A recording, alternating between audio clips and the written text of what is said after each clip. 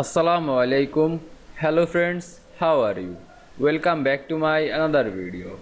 In this video, I am going to show you how to add horizontal ruler in Adobe InDesign. Let's get started. At first, you have to open your Adobe InDesign software. Then open your document or create your document. Now you can see here are my document. Now I add horizontal ruler in this document. At first I have to press Ctrl plus R to open ruler option.